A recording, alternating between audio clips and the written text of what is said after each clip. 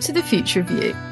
In this episode, I'm joined by Rogier Creemers, Assistant Professor in China Studies at Leiden University and the co-editor of Law and the Party in China, Ideology and Organisation, and by Josh Chin of the China Bureau at the Wall Street Journal, who is also the co-author with Lisa Lin of the new book, Surveillance State: China's Quest to Launch a New Era of Social Control.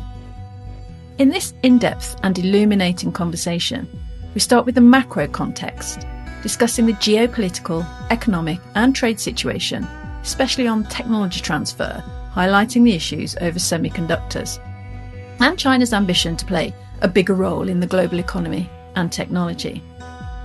It's a theme that is richly sown by Josh Chin in his new book, which I urge you to go out and buy, as he takes us on a journey of the mass surveillance happening at a personal and even biological level of Chinese citizens, predominantly, but not exclusively, by the Uyghurs. We cover levels of security and surveillance, the systems that are employed, and that includes, of course, the social credit system, and both the Chinese and Western understandings and perhaps misunderstandings of that, the Supreme People's Court blacklist system, the regulation of algorithms, data security laws, and the nature of authoritarianism versus personal autonomy, and why Chinese culture contains no such notion of autonomy. Rather, a belief that humans are born incomplete, with the task of the human being one of self-cultivation and self-improvement, and society's task being to enable that. It's a slightly longer episode than usual, with an in-depth discussion with two of the very best China watchers out there. So please do enjoy the future of identity, privacy, and the surveillance state.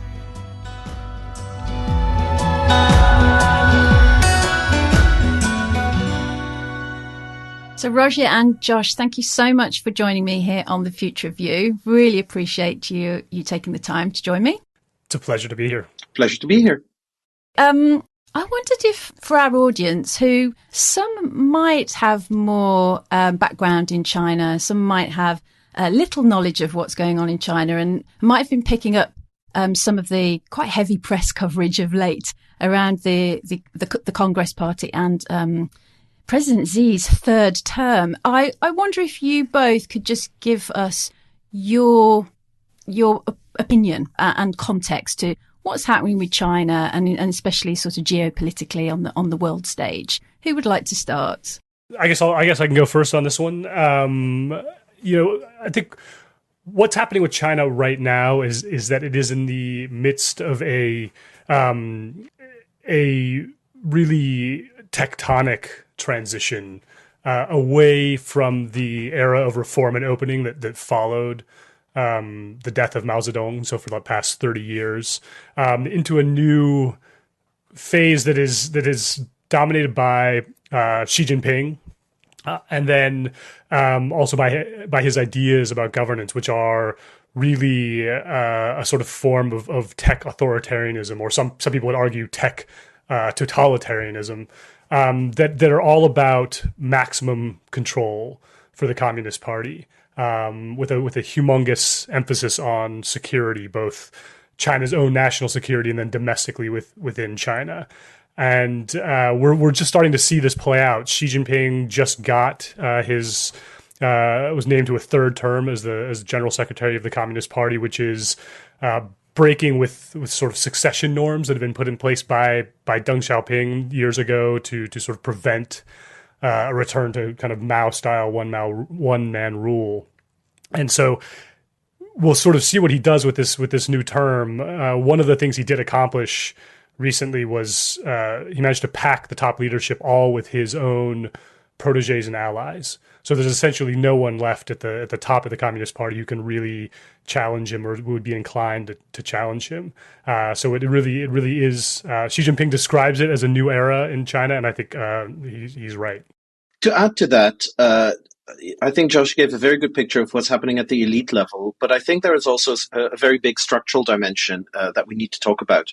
And to a very significant degree, that has to do with China's development trajectory, where we've now had over 3 decades of meteoric growth, but that meteoric growth started from a very low starting point. In the early 1990s, Chinese GDP per capita was under 500 US dollars per year. We're now at about $12,000, and that has all kinds of consequences. It means, for instance, that all of the easy ways in which you can sort of have a rapid takeoff, those ways have been exhausted. And more broadly, there's a model that's being exhausted as well. China grew through, at first, making very low value added stuff like toys and clothes, and it's now at the point where it's making iPhones and laptops. But the problem with that is that it limits the extent to which you can grow your economy. A second element is that many of these sources of economic takeoff are now becoming impediments. And you see this very clearly in the energy sector, where if China wants to become a leader in green tech, it's going to have to take on sooner or later the coal lobby, which is an incredibly powerful and well-connected lobby. In terms of vested interests, it's really pretty big. And so the problem that you now have is that over the last 30 years, you could say we need to maximize GDP. Now the Communist Party is saying not every unit of GDP is created equal. There are forms of GDP that are better than others. And we need to come up with a new model that takes that into account, which in and of itself means repoliticizing economic management. Because these trade-offs, if you don't say we're going to simply maximize GDP, these trade-offs can only be dealt with politically. And so when people say it's politics back in control, in a way, that is because it cannot be any other way. But that also means that the Communist Party is reaching into a vocabulary or a repertoire of tactics that is very clearly very Leninist. And that is what we're seeing playing out now. That obviously takes place against the background of a domestic society which is far more connected, far more mobile, far more aspirational, which also comes with headwinds, youth unemployment, population aging, and obviously an international environment that is not very welcoming anymore to China playing a bigger role in the global economy and certainly in technology. So, Roger, you've talked to me before about there being a perception, and I hope I'm characterising this correctly, of a kind of real economy and then a financialised economy, and Xi making some kind of distinction between those. Where does technology fit into that? Is it real or is it financialised? How important is it to this repositioning of the economy and its management? It is very important, but not necessarily in every way. When we in the West talk about innovation, very often the first thing we think about are the big tech platforms, the Amazons, the Facebooks, the Twitters, and so on and so forth. And we have this idea of individual entrepreneur-driven economic development built on data, and so on and so forth.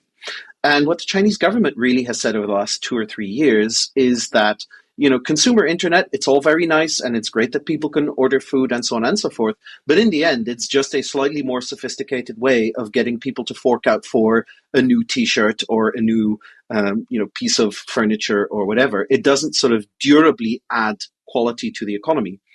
The same is true for fintech.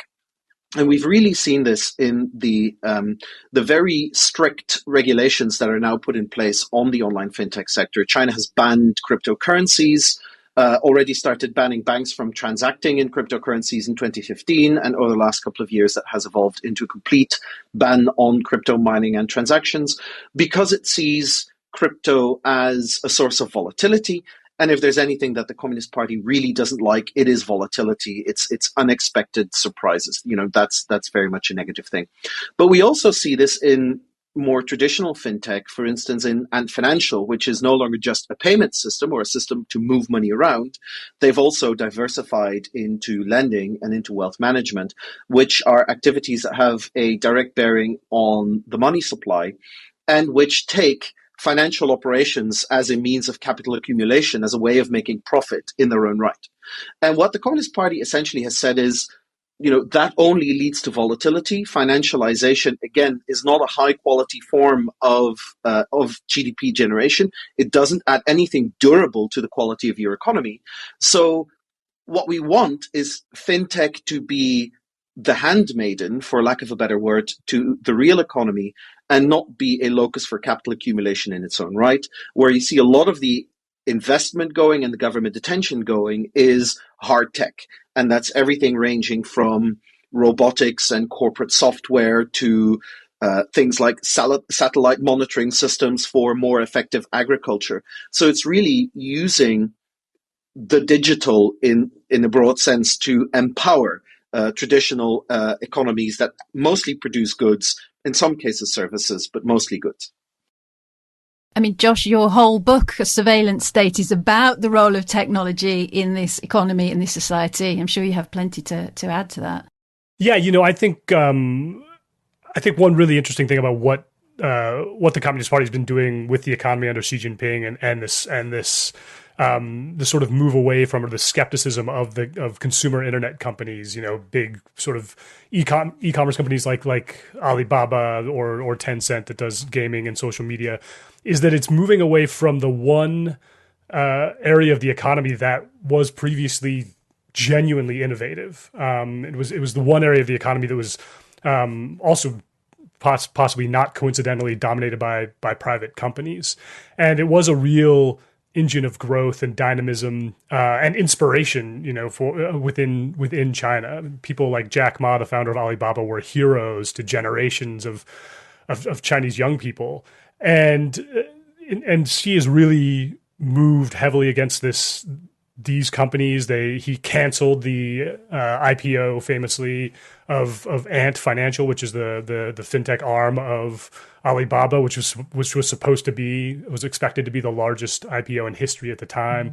Mm-hmm. And really, you get this sense in China now when you're talking to entrepreneurs, to young sort of ambitious people, that they don't know what to do. Right, they're a little bit lost. The one area where there clearly is a lot of emphasis now, because of the Communist Party's emphasis, is in hard tech, is in areas like AI, like chips, and other sort of tech that Roger mentioned.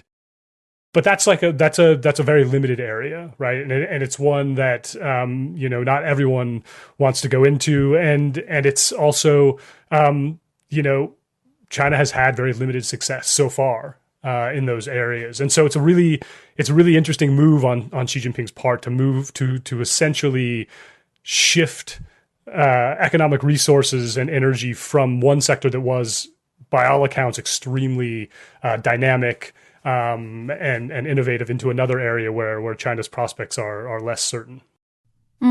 It seems kind of a paradox that and maybe I'm mischaracterizing it, that whilst that's going on in China and there's a move in that direction, back in Europe and the West, well, certainly in Europe and the UK, there's a sort of move away from industry, a deindustrialization and a refinancialization of some countries. And how is that going to work out? Are we going to have an imbalance, do you think? And sort of allied to that, which of the regions do you think is more ready and prepared and will be more successful if a proper decoupling does take place? I think none of us is really prepared for the consequences of a true decoupling. And certainly one of the things that I haven't seen, for instance, now in relation to, for instance, the sanctions around semiconductors, the semiconductor industry is perhaps the most complex economic activity in the world right now. It involves hundreds, if not thousands, of companies. It involves technology that's really pushing the limits of the laws of physics. The metaphor I sometimes use is it's a finely tuned switch watch that some of these sanctions are now taking a hammer to. And that's happening in a sector that was already under pressure. We all know about the chip shortage in a range of industries. And I think we're sort of still trying to figure out the fallout from that. And certainly so is the Chinese government, as well as the businesses that are involved in this sector. And, over the long run, that sector will probably readjust, but it's going to be hugely expensive and time consuming. And so the question really is, there seems to be a paradigmatic shift where we move from a globally integrated digital economy that had been developing with economic efficiency as the sole organizing principle under WTO rules, with not really a lot of meaningful borders impeding the flow of goods, components, semi-finished products, and all the rest of it. We now seem to be moving towards a situation where we're saying economic efficiency alone isn't good enough. There are massive security concerns here as well. So we need to account for those. And automatically, that means that economic efficiency is going to go down. That automatically means that prices are going to go up. And that means, if we think this through, for instance, are we ready for a world in which a smartphone costs 2 or 3 times the amount of money that it does now, and where it isn't sort of available on call in hundreds of shops in any city, but where it comes with a multiple month waiting period? That being said, sometimes I'd like to take the Chinese on their word. And there was a very interesting report that briefly came out a couple of months ago, done by very well-respected academics at Peking University, that was then immediately taken down from the internet. But that report very clearly signaled how these Chinese researchers, at least, see China as being far more vulnerable to the impact of decoupling than the United States. Yeah, that's a really good point that Rogier makes. I mean, it is a very difficult moment for China, right? Especially with these new restrictions on semiconductors. I mean, and for listeners who haven't been following it that closely recently, the Biden administration imposed really, really broad set of export restrictions on any American entity. So that's an individual or a company providing American technology or know-how to Chinese companies for the production of chips, of advanced chips and semiconductors. And the United States controls so much of the chip industry, especially at the high end, as Rogier was mentioning, the end where we're pushing the laws of physics, the really sort of tiny chips that you need to run AI applications and missiles and that sort of thing. The U.S. completely dominates that part of the industry, and so it is effectively impossible for China to make those chips without relying to one degree or another on American technology and know-how. So depending on how strictly the U.S. government decides to implement these restrictions, it could really just destroy the chip industry in China, or at least set it back for many, many years. And when you just think about all of the applications for chips, it really has the potential to sort of ripple out through the Chinese economy. I mean, the States might have to go to, South Korea and other Southeast Asian and South Asian countries for lots of resources and to plug some gaps in the supply chain if they can't reach out to China. And I guess vice versa, China will probably also need to use those countries for resources. And so do you foresee in this sort of bifurcation potentially of these two bigger regions that there's a bit of a battle over the access and the resources in, I don't know, Malaysia, Cambodia, Vietnam, Indonesia, Thailand? Is that why there is so much geopolitical attention and kind of economic interest in those areas now? Well, certainly, if we talk about the battle for resources, again, we have to think about the complexity of the sector that we're dealing with. And again, this complexity is unfathomable. You cannot duplicate a chip industry. The costs to entry are so incredibly high. Just to give you an indication of the sort of the numbers that we're talking about, TSMC, the Taiwanese company that is the most advanced chip manufacturer in the world, is expecting to spend about $100 billion by itself on capital expenditure in the next couple of years. That company alone, therefore, is going to invest 3 times as much as the European Union foresees to spend in the EU equivalent of the CHIPS Act over the next near decade. These are the numbers that we're talking about. And even if China could afford recreating all of these facilities, which it can't because nobody can, then you still have the problem that, again, you need hundreds of thousands, if not millions, of extremely highly trained engineers, experts, and specialists. You need access to extremely well-refined chemicals. Just to give a stupid example, I'm talking to you from the Netherlands, and this is obviously a big topic here because in the Netherlands there is a company called ASML, and ASML makes a machine that is indispensable in the lithography process, the etching of the circuits in semiconductors. It's a monopolist. There's no other company in the world that can make those machines. But it itself has thousands and thousands of suppliers, many of whom, again, are monopolists or oligopolists in their field. They are so highly specialized to make, for instance, the optical tools that are necessary for that machine to function. There's only a very small number of companies in the world that can make that. So what you're really talking about is not just, reproducing what TSMC does or what ASML does, but they sit on top of an enormous pyramid that we haven't even begun, I think, as a policy issue to fathom the complexity of. Part of that is obviously rare earths. And this is where a very interesting political question comes in. We call them rare earths, but they're not actually that rare. The problem is they occur naturally in very many places of the world, but extracting them is an incredibly filthy business.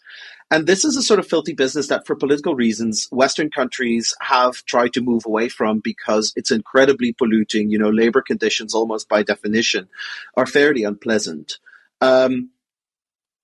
And so we were happy for all of that stuff to happen in China. That means that China has very significant amounts of market share in these activities, in some cases near monopolies. Again, are we ready to pay the political cost to reopen these mines in our own countries or in our allies, coming with all of the social and political costs that will entail? You mean an end to greenwashing? God forbid. Exactly. Josh, I'm sure you'd like to come in on this.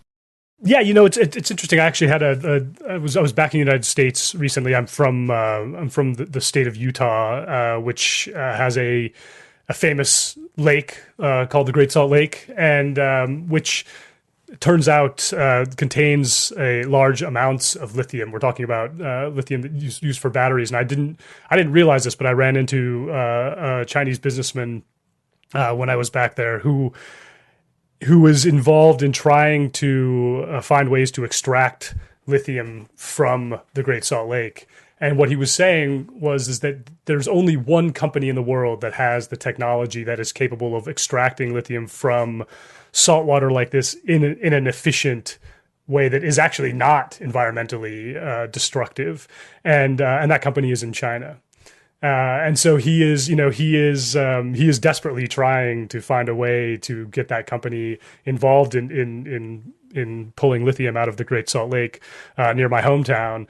But I just asked him about the geopolitics of it, and he's been working on this for years, and he's kind of thrown his hands up because he's not sure it's going to work anymore. So I think that's just a small example of how it works. But I think that's going to play out around the globe. That's amazing. I did not know that at all. That was a revelation. So that's a really good context, I think. And we've talked a little bit about the macro. What about the micro? Let's turn to think about some of the technologies you obviously talk a lot about, both of you, in terms of governance, but also in terms of, just people going about their ordinary, everyday business in China. What happens when we can't get any semiconductors, or the Chinese Communist Party and the industry within China can't get semiconductors, let's say, and nobody can have a smartphone to carry around and track themselves and put themselves through the surveillance system, or there's a problem with facial recognition, getting hold of that sort of technology. Can the surveillance industry, as it stands in China, keep up, given the limitations or perhaps the challenges and obstacles that there might be in supply? Or maybe there won't be any challenges in China, and all the challenges are in the States. No, I think you are going to see some major challenges for the surveillance industry, the entire surveillance system in China with what's going on now. I don't know. I don't think that's necessarily the U.S.'s main target. I think their main concern seems to be with the Chinese military. They want to deny these technologies to the military. They're worried about things like AI weapons and that sort of thing. But surveillance is another motivator for them, even if it's a secondary one. And already you're starting to see talk at some of the top AI, facial recognition, computer vision startups in China about layoffs, which is a really kind of shocking turn of events. I mean, these companies were for years adding people adding staff at an amazing clip. They couldn't get enough people in to help them, with scrubbing data or engineering new products. And now they are Megvii, which is one of the top facial recognition companies in China, is reportedly considering fairly significant layoffs. So I think you're going to see it's a problem. I mean, a lot of the tech companies in China have been stockpiling chips. They could see some of this coming, but eventually those stockpiles are going to run out, and you are going to, it is going to be hard for China to replace that. That being said, what is not happening, just to be complete, is that Chinese consumers are essentially being cut off from smartphones. So Apple will, at least, under the status quo, be able to continue to sell iPhones into China for the foreseeable future. And the same thing is true for Samsung and so on and so forth. So this is about Chinese smartphone manufacturers that will not have access to chips above a certain performance threshold. And that threshold isn't dynamic, right? So it's never going to move. But an individual Chinese person will be able to get an iPhone or a Samsung phone or any other non-Chinese brand of smartphone. It is just that Chinese companies will not be able to get access to the chips inside those phones. We're already, by the way, seeing signs of a gray market in chips developing. So it's going to be very interesting to see what all the fallout of this is going to be across the supply chain. On the gray market topic, one really great example of this, and just also of the complexity of supply chains and the difficulty of actually denying this trade from a regulator standpoint, is that recently the U.S. government banned NVIDIA, which is a Californian chip maker. They make GPUs, graphics processing units, which were originally designed for gaming, but which turn out to be really excellent for training AI algorithms as well. The U.S. government banned NVIDIA from selling its highest end GPUs to China, which NVIDIA came out and said was going to cost them something on the order of $400 million per quarter in business. But if you look around and you just Google, well, not Google, I guess you Baidu around on Chinese e-commerce sites, and you can find these chips for sale on Taobao, which is a commercial e-commerce site. So there are all sorts of ways for these technologies to get into China, and it will depend on exactly how strict the U.S. wants to be in trying to deny it. So just to say, it is very complicated. It is indeed. Now, Josh, in your book, Surveillance State, you take us on a little journey, particularly at the beginning, of a chap, I think his name is Tahir, where it's fascinating. I wonder if you could, without giving too many spoilers, because obviously people want to enjoy it, I wonder if you could just take us on his journey a little bit to illustrate the kinds of surveillance through the implementation of technology in the Chinese state that he comes into contact with. Yeah, Tahir is his full name is Tahir Hamut. He's considered by some to be one of the greatest Uyghur living poets. And so Uyghurs are a Turkic Muslim group that come from the far northwestern region of China known as Xinjiang. So he's a poet. He's also a filmmaker, and he is a sort of towering intellectual figure in Urumqi. And his story, one of the things his story illustrates, which I think is really fascinating, is the sort of boiling frog nature of state surveillance. In that he, being a Uyghur, growing up in China, he sort of, his entire life was subject to some level of scrutiny, because Uyghurs for many years have been very resistant to Han Chinese rule.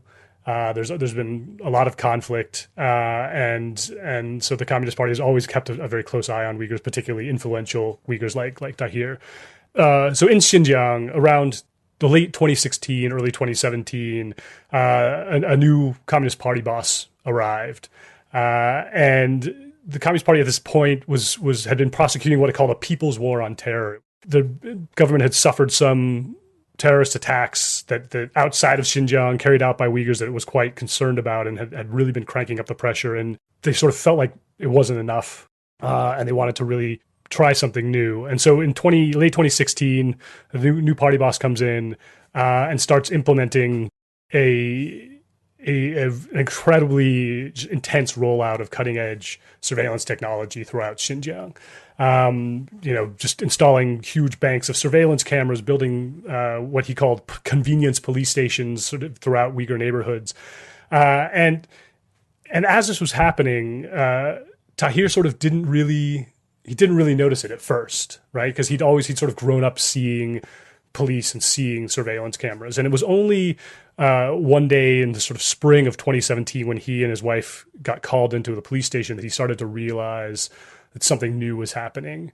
And what happened in the police station was he and his wife were called down to a basement, asked to line up with a bunch of other Uyghurs, and subjected to biometric data collection. So they've been told that they needed their fingerprints taken, which they did, but they also had their blood taken. They had their voices recorded. They were asked to read from a newspaper article while their voices were recorded, and then they had 3D models of their faces made. In this really painstaking process where they had to sit in front of this camera and sort of turn their head to the left and turn it to the right and up and down and open their mouths and close them. And none of the police said anything about what this was for. But as they were leaving the police station, they were trying to make sense of it, and it was just a sign that something new was happening. And then over the next few weeks, the full picture kind of came into view, and they started hearing stories about other Uyghurs in other parts of town being taken away and disappearing, being sent to schools. And then there were new rumors about a data collection platform based on sort of military technology it was developed for counterinsurgency operations that was being used in Xinjiang to collect data on Uyghurs, on their behaviors, on who their friends were, how often they prayed, what sort of content they had on their phone. And that data was being used to categorize Uyghurs according to the level of threat that they posed to to Communist Party rule. And people who were deemed safe were allowed to move about freely, but those who were deemed unsafe were sent off to what were effectively internment camps, where they were subjected to political re-education. And at one point, Tahir, one of his best friends, disappeared and was taken away, and he started sleeping with a pile of clothes next to his bed because he had heard about Uyghurs being taken away in the middle of the night in their underwear, and locked away. And so I won't give away the entire story, but basically he did start to try to find a way to escape. He did manage to escape through some really through some luck and some guile. But he ended up being one of the last really prominent Uyghurs to get out of Xinjiang before the door slammed shut. And is that story very specific to Xinjiang and the problems that we hear emanating from there? Or is it a canary in a coal mine for a sort of wider application across Chinese society and maybe even globally for the use of technology to surveil people at a very biological, very personal level?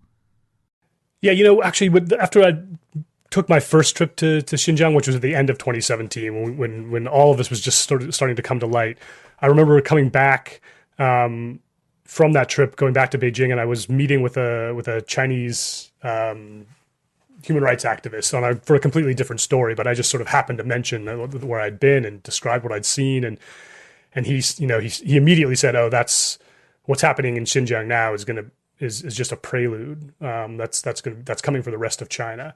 And I remember at the time kind of being skeptical of that. Right? I felt like the level of surveillance in Xinjiang, and it really is. I mean, it is pervasive and suffocating in a way that makes 1984 seem like a child's story, right? It's incredibly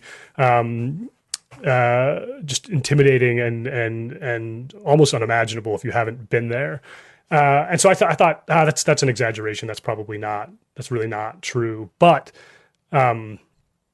years later, beginning of 2020. I remember coming down from my apartment, and this was when what was known at the time as the novel coronavirus had just escaped from Wuhan. And I came down from my apartment into my residential compound in Beijing, and I realized that all of the exits to the compound had been blocked off except for one. So that everyone in this compound, there are thousands of people who live there, they all have to go through this one exit, and we were being issued passes to allow us to go out and buy groceries and that sort of thing. And they were, tracking our movements. And that is exactly the method of management that the Chinese government was using in Uyghur compounds in Xinjiang a few years earlier. And then after that, the government rolled out this health code system, which is a smartphone-based system that tracks the movements of essentially everyone in China, and tracks where they've been, whether they've been in a high-risk area for COVID, whether they've been in proximity to someone who had COVID or it was a close contact of someone who had COVID.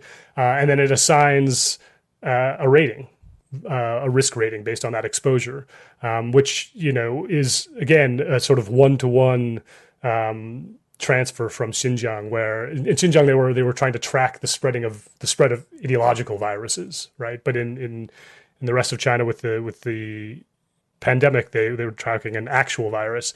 And so they ended up expanding systems that were used in Xinjiang or pioneered in Xinjiang to the entire population of China. Now, Rogier, you and I have talked about the health code before. We've talked about it in relation to the social credit system. So I wonder if you could expand on what Josh was saying and also, tell listeners a little bit more about the health code and how the social credit system all fits into this use of technology, or maybe it doesn't. Well, in a way, it does and it doesn't. They are separate systems, but we tend to sort of conflate them. The social credit system essentially is an amplification device that puts on top of traditional forms of law and regulation, which is essentially a means of essentially better enforcing the law. China had huge problems. It doesn't have huge problems in writing laws, but it has huge problems in getting people to follow them. And that leads to things like distrust in the marketplace, which Beijing sees very much as an impediment to continued growth.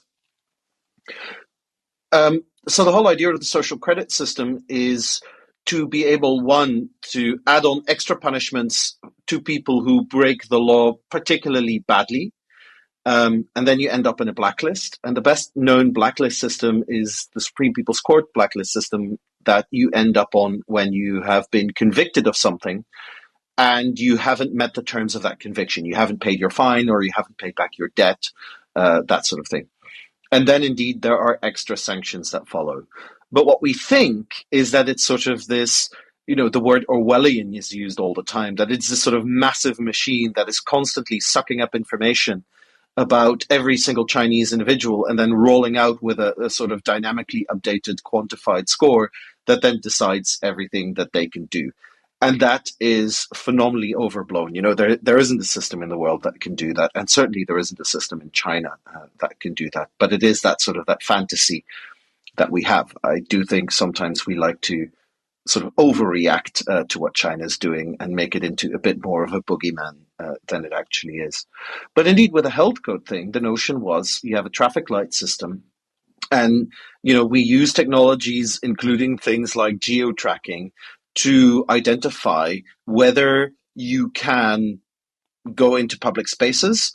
That's the green light. The yellow light is you should probably get tested or go into short-term quarantine. And the red light is you should go into long-term quarantine. And what we are increasingly seeing is that these systems are then being used, for instance, to deal with protests. For instance, to forestall protests, you can essentially switch people's health code systems to red. And there are reports that this has happened.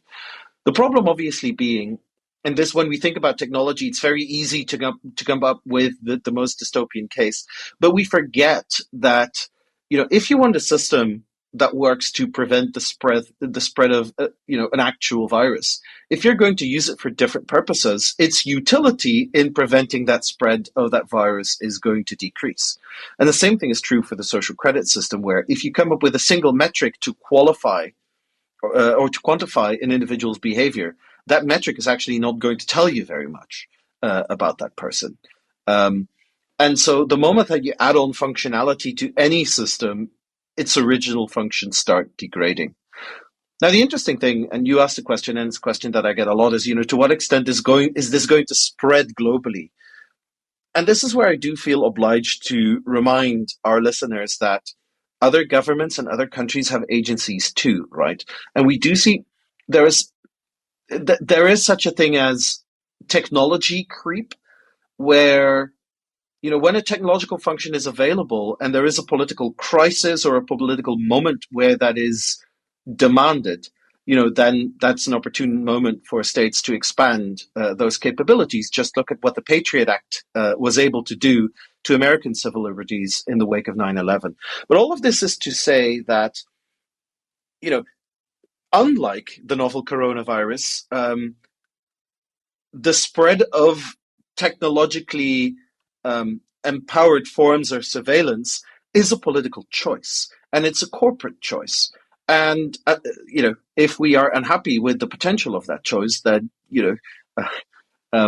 we have ways of political agency to stop that. But it fits into this notion of China as a boogeyman that is sort of going to roll out over the world. No. And as these chip sanctions also underline, other governments have agency too. It's interesting, that point about perceptions, I think, because even when I've been at conferences or events or in discussions and debates, people, especially about the social credit system, because I think you, Rogier, were the first person to explain to me just how it was born out of an administrative system, actually, like a legal system, if anything. But when I've debated and discussed it in groups of people here in the UK, for example, a Chinese person has got up and made the point that we seem to have a very groupthink, one-dimensional view of the technology and how it's utilised in society. I remember one girl in particular speaking up and saying, as a woman, she feels much safer walking around certain districts in China because of the surveillance technology and the CCTV, etc., than she does, for example, in London. I mean, London's got a lot of CCTV, so I'm not sure what that's about. But I think the point she was making, and that I'm trying to make, is that obviously there are completely different perceptions and completely different narratives, and part of it depends on sort of the culture and the cultural narratives. I don't know if you want to speak to that, Josh or Rogier, because I know you do pick up on that in the book, in Surveillance State, a little bit as well, and you do talk about the US. You also talk about places like Uganda, and it's a good reminder from Rogier that obviously it's not that it shouldn't be that China is the bogeyman, because every state or many states have this ability to implement it in several different ways. Yeah, if you want to get sort of really grand about it, in some ways, surveillance is indivisible from states, from government, period, right? Every government and state has to collect a certain amount of information on its population, otherwise it can't do things like levy taxes or draft people for the military and that sort of thing, right? Governments have been doing this for an extremely long time, centuries, and in the sort of modern era, of course, with the Patriot Act, the U.S. actually sort of gave birth to the entire digital surveillance industry globally. So China's certainly not unique. But this question of kind of attitudes towards surveillance or towards privacy and culture is a really interesting one. I think undeniably, if you look around the globe, different countries deal with these issues in different ways. Europe obviously is one of the strictest places for the regulation of data and of digital technologies anywhere. The U.S. is a bit schizophrenic. China is evolving. The one really interesting factoid that I came across when writing the book was that the word for privacy in Mandarin did not appear in the official Chinese dictionary until 1998, right? So it is, it probably existed in conversation, the way language works, but it wasn't sort of officially acknowledged by the government until 1998. And so the conversation about privacy in China is young, but there is a conversation. And what I think is interesting in China is there are certainly people who you will run across who feel like, China's a more collectivist society. It's not, the people in China don't care as much about individual rights or individual identity, and they're much more focused on the sort of common good. And that may or may not be true. I think what is really interesting in China is that as privacy consciousness has grown, mostly in bigger, wealthier cities, the government has been really savvy in the way it approaches that. Rather than censor that conversation, which it could try to do, as it does with a lot of other conversations, it actually embraced it. And I think it's reflective of a sort of understanding within the Communist Party of the malleability of privacy as a concept. Right. And if you ask someone to define what privacy is, it's almost impossible to do in one or two lines. Right. You can take an entire book and sort of not be able to fully capture it. Right. Because it's one of these, as important as it is, it's a really inchoate sort of concept. And I think, the Chinese government intuited that. And what they've done is whenever there are privacy controversies, as there are, they direct them at companies. Right. And so China now has, it's a sort of regular pattern where some sort of privacy scandal will emerge. One instance, I remember the CEO of Baidu, of China's Google, said at a tech conference once that, China's a great place to run a tech company because Chinese people don't care about privacy and you can just take their data. And as soon as that comment went out, it blew up and he had to apologize. And it partly blew up because the People's Daily and China Central Television helped it blow up.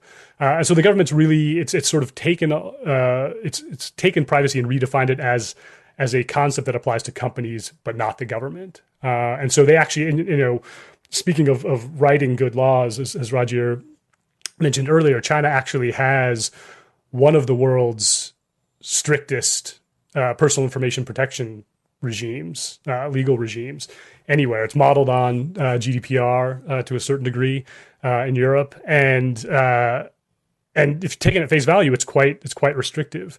In practice, though, it has a lot of loopholes for, in particular, national security, which in China is a huge, broad concept that can apply to everything from an actual terrorist to someone who told an off-color joke about Xi Jinping on the internet. Is this the cyber sovereignty approach, Rogier? A bit. I'm going to slightly sort of building on Josh's exposition. And for those listeners that you have suffering from severe insomnia, I actually wrote a 15,000 word paper on this, which I'm happy to put in the show notes. The interesting thing is there is a Chinese legal concept for privacy, and it's part of civil law, and it refers to, it has this sort of tinge of information about you that might embarrass you or that might be in some way morally connected. So, indecent pictures of yourself, which are not illegal to take, but, you're not supposed to spread them. And that is part of the civil law. So that is where Chinese individuals can sue other Chinese individuals, for instance, for having leaked or disseminated their nudie pics or pictures from the inside of their house without their consent. It's got a lot to do with shame or shamefulness, embarrassment, that sort of thing. The personal information protection law actually doesn't even contain the word privacy, because that is seen as, if privacy is just that very narrow thing, if you compare it with the European Union, privacy is a fundamental right. It is a right that I, as a European citizen, enjoy vis-a-vis other individuals, vis-a-vis companies, but also vis-a-vis the state. As Josh said, the US is a little bit higgledy-piggledy on all of this. So the EU is like the very interesting contrast. Now, whether or not the Chinese people care about privacy, that's a very long culturalist argument. I approach it more from the sort of the political structural side, which is that the very notion of a fundamental right does not meaningfully exist within the Chinese legal political order and hasn't existed there for the last 3,000 years at the very least. And so what you're dealing with when you look at personal information protection in China is the prevention of outright abuses, illegal data trading, fraud, and so on and so forth. Increasingly, we see also the regulation of corporate business models, the use of data, for instance, for algorithmic content recommendation, and indeed fairly wide exceptions for national security, essentially, allowing state security bodies, the Ministry of Public Security, and so on and so forth, to do their job as they're supposed to, while at the same time limiting the ability of, because this used to happen a lot, and maybe it still does, of sort of mid-tier employees in the Chinese equivalent of the Department of Motor Vehicles to use their access to information about how people drive their cars to essentially sell that information to insurance companies, because, hey, these people aren't necessarily paid very well, and a bit of moonlighting is lucrative. And so in that sense, you see that there's a sort of nearly micromanagerial approach of trying to identify the different ways and the different purposes for which data, personal information, can be collected and processed, and sort of micromanaging exactly what happens there, rather than starting from, as we do in Europe, a fundamental proposition that privacy is a fundamental right, and that the GDPR is primarily there to put meat on the skeleton of that fundamental right, to give guidelines about exactly what that means in the day-to-day business of companies, of governments, and so on and so forth. So privacy really isn't the word that you want to be looking for, but it is the notion that Chinese people, in my view, quite understandably, do not want to be bombarded with spam. When you deal with China, if you are a 60-year-old in China today, that means that you were born right after one of the biggest famines in global history. You lived through a very long period where China was one of the poorest countries in the world, and suddenly these people are, dealing with smartphones. The learning curve there is incredibly steep, and I'm sure that we all have stories about our own grandparents trying to navigate the digital world. In China, that challenge just goes up by multiple orders of magnitude, simply because of, that enormous income deficit, that wealth deficit that China had to deal with. And so it isn't so much privacy in our political sense of the word that the Chinese people care about, or that we see these discussions being had about, as it is, or certainly as the government sort of molds those debates into being. Protests over, on the one hand, outright abuses, but on the other hand, also increasingly corporate business models. And what about the notion of autonomy? Does that exist? If so, does it exist in the same way as it might be understood in the West? Because lots of the conversations I have about technology and how it might be altering or influencing our notions or our concept of the self end up as conversations about privacy, but it's not really privacy most of the time. I'm trying to interrogate it. It's normally autonomy. But it kind of gets bundled up with the idea of user-centric, which is both about autonomy and privacy. So is there a notion of autonomy? Well, I'm afraid I'm going to have to get even more into the weeds of sort of political philosophy. But there's a really good book out there by a British author called Tom Holland, not Spider-Man, the other one. It's called Dominion. And essentially it talks about how the mental world in which we live is deeply Christian. And it is. And in very many ways, our concepts about humanity, human life, values, our ideas about the good are deeply, deeply Christian. As a certain American document has it, we are all endowed by our Creator with certain unalienable rights. And what we've done with secularization is we've stripped out God and Jesus, but essentially we've kept the intellectual framework. And so the idea of autonomy comes from the notion that we, in the Christian tradition, are all created in the image of God, and we therefore carry within us a spark of the divine. And therefore, because we are all divine creatures, that's really the roots of liberalism as a political theory. Individual human beings should be able to pursue life as they see fit, with as little encumbrance as possible, because we are all divine, right? And the whole notion of autonomy then gets into, this notion of living your best life, as the kids would call it today, or being true to yourself. But it comes down to this notion that within you there is a core of authenticity. There's a real you that can be sullied by authoritarian political systems or other undue influences. And your task as a human being, or our task in our political systems, is to liberalize as much as possible, to set individuals free as much as possible. Throughout Chinese political history, that notion has never been there. Rather, the notion was that we are not born with a spark of the divine, but we are born as incomplete human beings. We cannot walk, we cannot talk, we cannot take care of ourselves, we cannot take responsibility. And so the task of a human being is to self-cultivate. And the task of society is to socialize.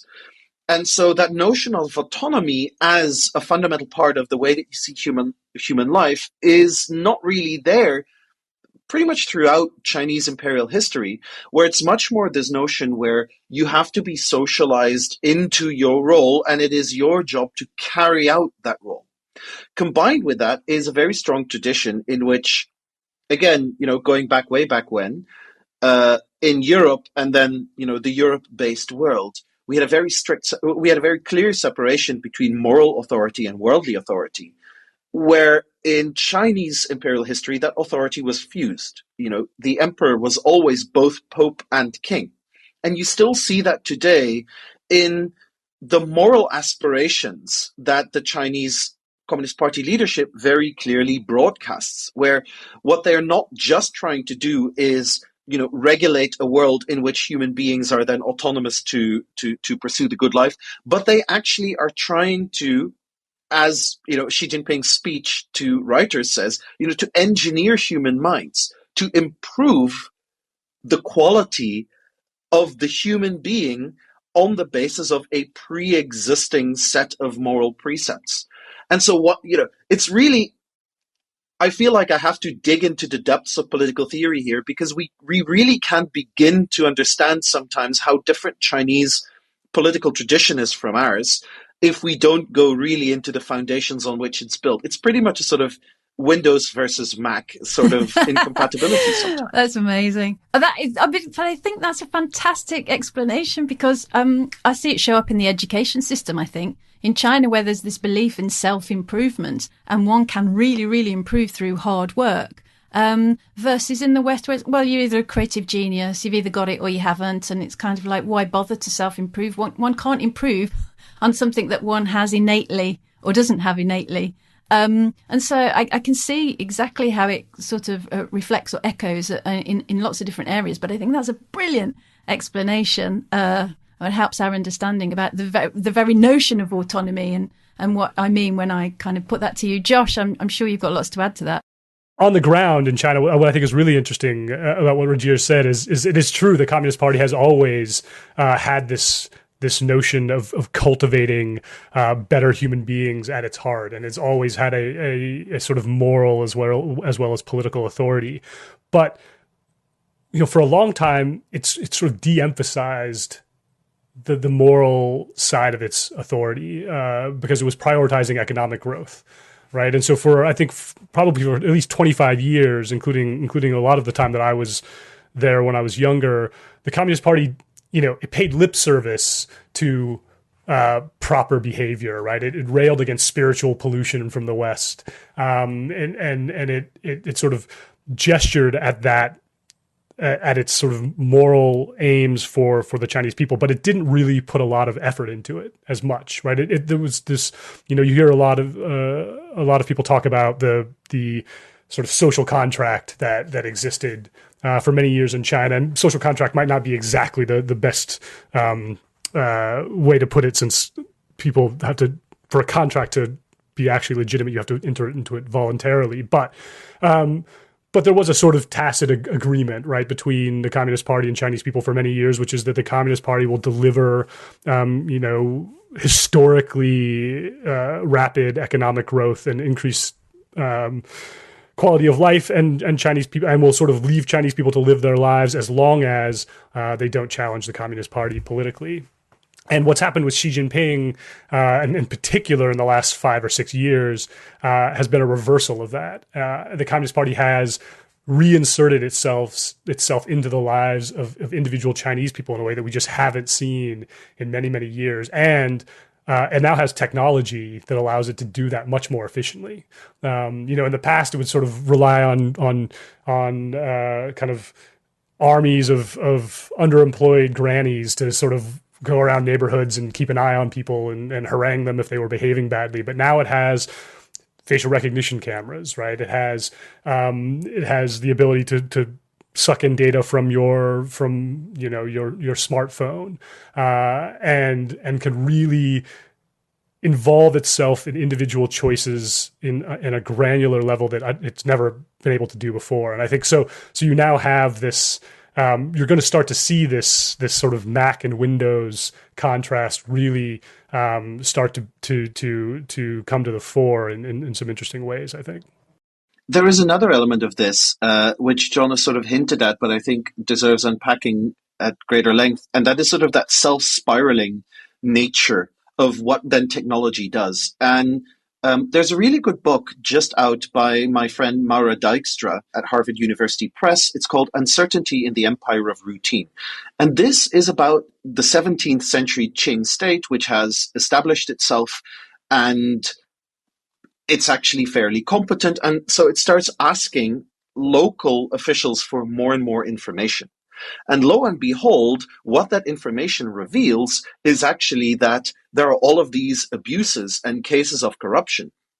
And then the central government sort of starts issuing all kinds of orders, including orders for more information. And lo and behold, that the more information reaches the center, the more information there is about all of these abuses, which were going on anyway, but they simply weren't visible, which then leads to a sense of malaise, a sense of declinism, and it ends up being a political crisis, right? It's the sort of the self-defeating impact of when a government is successful at surveilling, essentially, at seeing more of the society, the polity that it controls. And I'm wondering to what extent there's something similar going on here, where with the proliferation of social media, and Josh, you were there when that all happened in the early 2010s, people started having smartphones, and suddenly there was this wave of scandals, and very often moral scandals, that emerged on social media because of images that had been captured in very many cases with smartphones as well. In some cases, that was about official corruption, but in some cases, it was also, one of the most tragic cases was a toddler that was run over by a truck, and then the truck ran away without doing anything.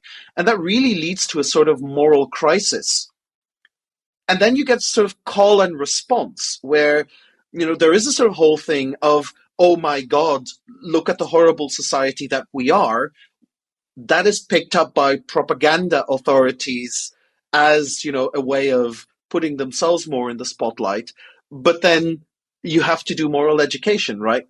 So there is a sort of mutually reinforcing effect of the expansion of technology, greater visibility of society, moral crisis, and then that vast expansion of a system that tries to really eliminate or prevent that sort of immorality.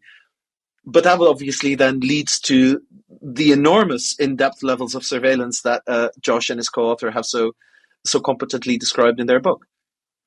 So as we wrap up then, I wonder if the final question is, how can I put this? I was talking to Hans-Georg Müller, who'd written the book You and Your Profile, and one of his theories is that it's the end of authenticity, and that in this new era we have entered the age of profilicity, where obviously we are profiled unendingly, relentlessly, one might say, through technology, not just on social media, but all kinds of technology that both of you work with and will talk about a lot.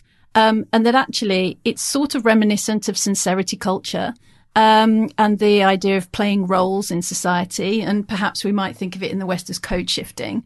But I thought it's an incredibly interesting theory, and it made me wonder whether or not we do end up in a bifurcated world, to go back to the geopolitical context, or there is some decoupling, and we've covered it a little bit. Whose population, East or West, is kind of better equipped for being a flourishing human being, or having a population of flourishing human beings in the face of this kind of technology, given given that, it might be the end of authenticity and perhaps the beginning of prophilicity? Well, if I can be a little bit controversial, I think this is actually a sort of we need to be in the middle sort of thing. What I think that in the West, in the 2000s, 2010s, we had this sort of techno-optimist narrative where digital technology was an unquestioned good thing. And everything that technology touched would turn into gold, and it would bring democracy to the darkest parts of the world, and it would create all of these new and beautiful forms of doing businesses, and it would connect all of us. And, we end up where we end up, where in the United Kingdom, Meta has been found in a coroner's report to have contributed to the suicide of a 14-year-old girl. Right. This is now part of a legal record. I'm not quite sure if that's the reputation you want to have. China never had this illusion of techno-optimism. It always was quite optimistic about what technology could do, but at the same time sort of quite vigilant in the sense of these things can come with harms. And partially that is obviously informed by the fact that this is an authoritarian state in which, the notion that individuals should live their lives as they see fit isn't a fundamental assumption. But I do think that there also was a fairly healthy lack of naivete about the intentions of in what are in the end, profit pursuing businesses. And so, for instance, one of the things that the Chinese government has done is very strictly limiting the amount of online gaming hours that under 18s can play. And obviously, we would see that as very paternalistic within our legal system. But whenever I talk to people individually about that, particularly if they're parents of teenage kids, they think it's the best idea ever. Or more broadly, and I'm not saying that I have the answer here, but we have a phenomenal problem with online anonymity, right? If we talk about authenticity, we very often don't know whether or not the person posting, for instance, politically salient information on Facebook or Twitter is actually a real person. In China, in the same way that we all need a unique identifier, a unique encoded identifier on the back of our cars, which we call a license plate, to be able to enable the police, for instance, to connect the car to the person owning it or driving it. For instance, when they run through a red traffic light, the Chinese government has said you simply cannot have an online account-based service provided to you if the service provider doesn't know who they are providing it to. So it's sort of like a know your customer rule. And I'm thinking there is actually some sense to that. And we're now at the point where we go, oh, we cannot do that because the Chinese government is doing it. Isn't that a way? There is. You could take this too far. That that would be like saying we're not going to have traffic lights in our town because there are traffic lights in Beijing, and China is an authoritarian dictatorship that tries to tell drivers when to stop and when to go. So obviously, but my point is, we can have a very long discussion about what we think about the way that the Chinese government has responded to those questions.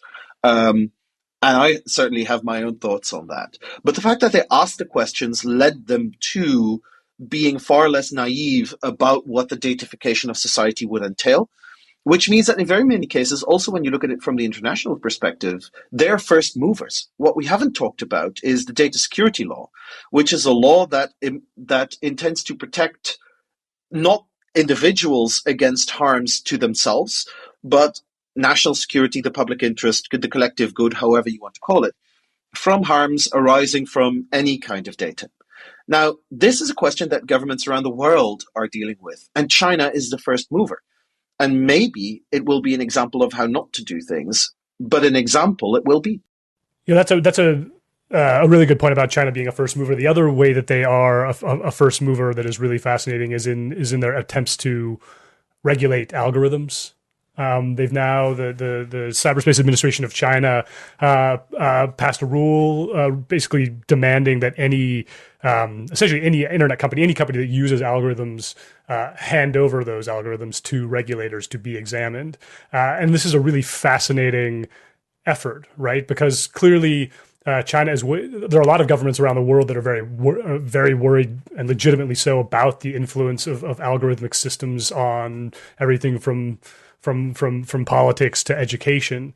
But none of them have gotten to the point of actually trying to directly regulate them. And there are real questions about whether China can actually do it. I mean, the thing about algorithmic systems, what makes them so frightening, is that even their own creators don't know exactly how they work. Right? They're black boxes ultimately, and so I think there are real questions about whether a bunch of bureaucrats can do an even better job than engineers in trying to figure out how these things work and control them.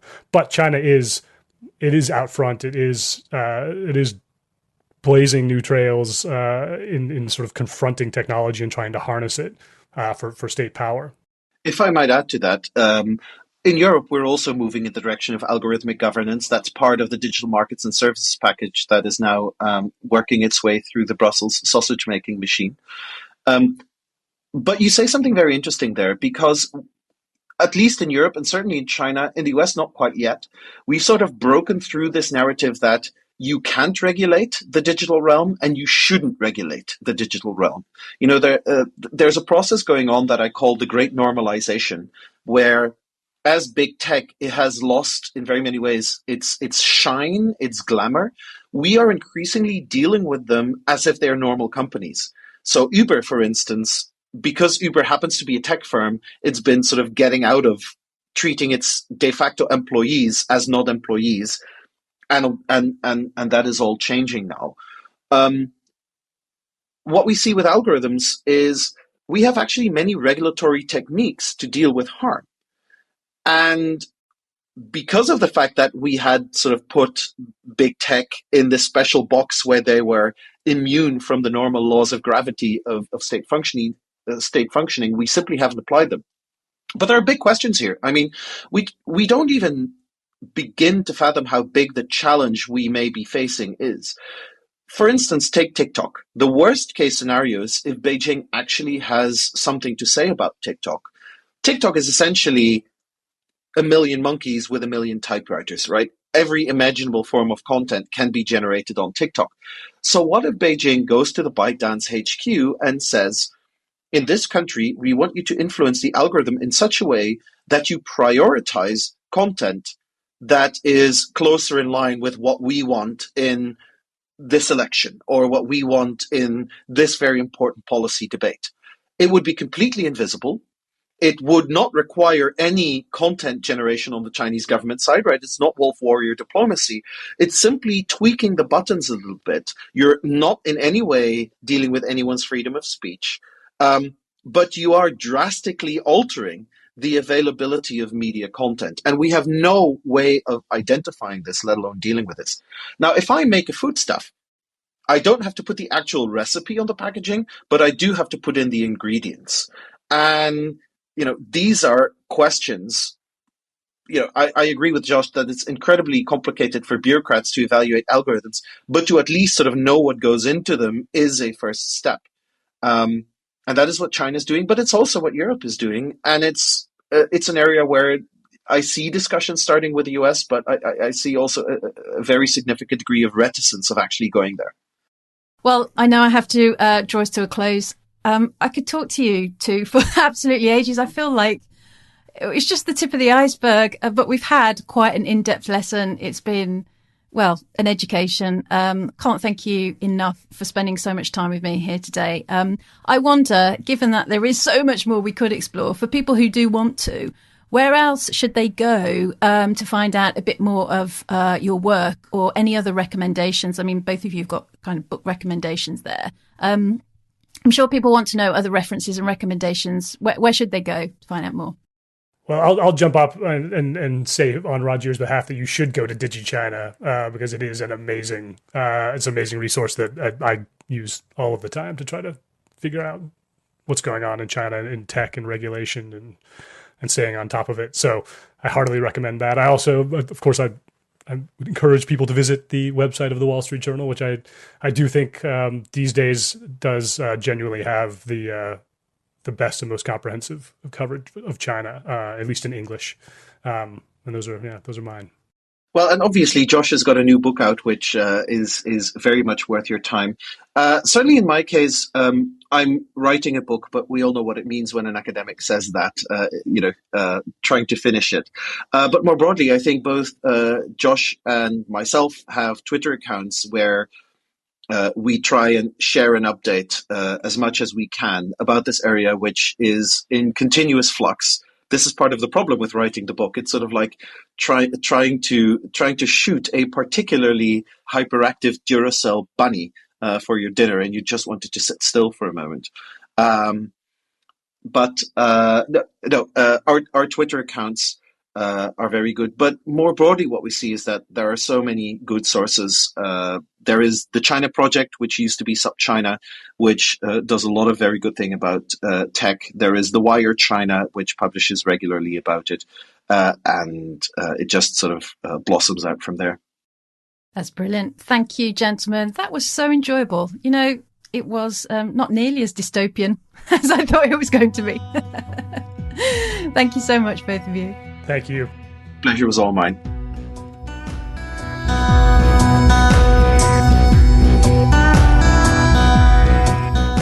Thank you for listening to the Future of You podcast hosted by me, Tracy Follows. Do like and subscribe wherever you listen to podcasts to make sure you don't miss a single episode. And if you know someone you think will enjoy this episode, please do share it with them.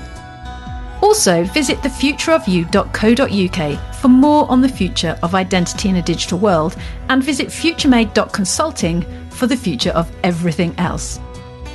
The Future of You podcast is edited by Big Tent Media and produced by Emily Crosby Media.